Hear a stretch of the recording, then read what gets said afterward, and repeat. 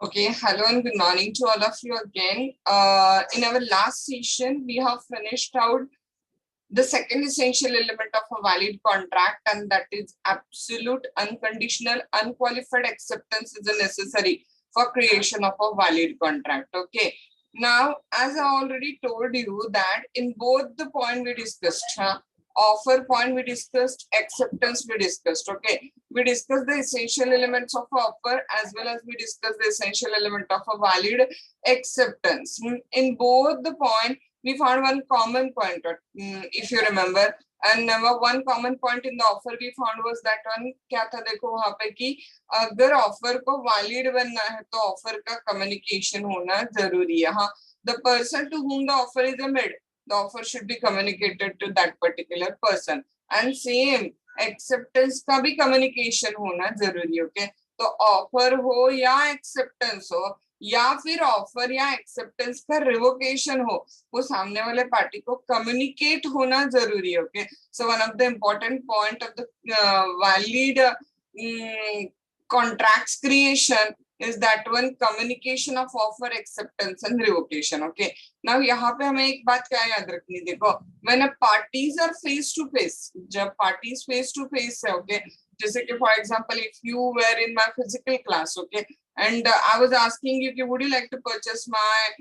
computer for rupees 10,000, and immediately offer is communicated to you because you are face to face to me. Okay, and you said yes ma'am, we would like to purchase your computer for rupees 10,000, means you gave me immediately acceptance. आपने मुझे acceptance भी immediately दे दिया और वो मुझे immediately क्या हो गया बोलो, communicate भी हो गया. तो ऑफर और एक्सेप्टेंस का कम्युनिकेशन कैसे हो गया बोलो, यहाँ पे इंस्टेंटेनियसली कम्युनिकेट हो गए दोनों ऑफर और acceptance. So no issue of की ऑफर का कम्युनिकेशन कब कंप्लीट हो गया या एक्सेप्टेंस का कम्युनिकेशन कब कंप्लीट हो गया, इसका यहाँ पे कोई इश्यू ही नहीं आता. ध्यान में रहे आप सबको. सो प्रॉब्लम कब क्रिएट होगा फिर, the problem will be when parties are at a distance. Okay, जैसे आप कोल्हापुर रहते हो और I am residing at Ichalkaranji, आप पुणे रहते हो और I am residing at Delhi, and मैं आपको आप ऑफर कर रहे हो बाय पोस्ट. ओके, सो वहां पे एग्जैक्टली ऑफर कब कंप्लीट हो गई इसके बारे में डिसीजन लेना जरूरी होगा, क्योंकि मैं आपको समझो लेटर ऑफ ऑफर भेजूंगी 12 तारीख को और शायद आपको वो रीच करे 15th को, तो एग्जैक्टली ऑफर कब कम्युनिकेट हो गई, 12th को कम्युनिकेट हो गई या 15th को कम्युनिकेट हो गई, ये क्वेश्चन मार्क यहाँ पे रहेगा. ओके, सो इसके लिए फिर हमें किसकी जरूरत पड़ेगी, इंडियन कॉन्ट्रैक्ट एक्ट की लीगल प्रोविजंस की हमें जरूरत पड़ेगी. Okay, so section 3, 4, 5 sections are there which are relating to this particular part of a communication of offer, acceptance and revocation. Then when parties are in face of each other, then there will be no issue about the communication. The communication of offer and acceptance will be completed कब देखो, instantaneously. But problem कब create होगा, when we are at a distance, then real problem is going to be created, and for that the solution is given in the Indian Contract Act. Okay, so let's start with this particular question, communication of offer, acceptance and revocation. यहाँ पे वापस एक बात याद रखो, communication of offer बहुत easy है.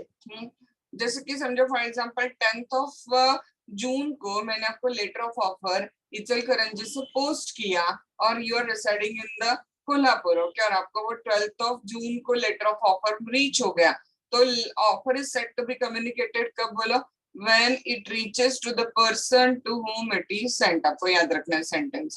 और आपको कब सेंड किए मैंने वहां पे ध्यान में रहा है, 10th को भेजा एंड आपको मिला कब, 12th को, तो offer will be set to communicated on the 12th of June. ध्यान में रहा है. So about communication of offer, the rule is very easy. Okay, when it reaches to the person to whom it is made, उसको मिल गया तो offer क्या हो गई बोलो, वहां पे इमीडिएटली कम्युनिकेट हो गई. बट क्वेश्चन कहाँ पे अराइज होता है, देखो कम्युनिकेशन ऑफ एक्सेप्टेंस जो है वो कब कंप्लीट होगा, वो थोड़ा सा वहां पे ट्रिकी है. ओके, वहां पे आपको क्या याद रखना है, उसके दो पार्ट है, ऑफरर के अगेंस्ट एक्सेप्टेंस कब कंप्लीट होगा और ऑफरी के अगेंस्ट एक्सेप्टेंस कब कंप्लीट होगा. इसके दो अलग अलग रूल हमें क्या करना है, डिस्कस करने, और वो थोड़ा सा क्रिटिकल है बट इंटरेस्टिंग भी है. एग्जांपल्स के साथ हम लोग क्या करेंगे, उसको कवर अप करने की कोशिश करेंगे.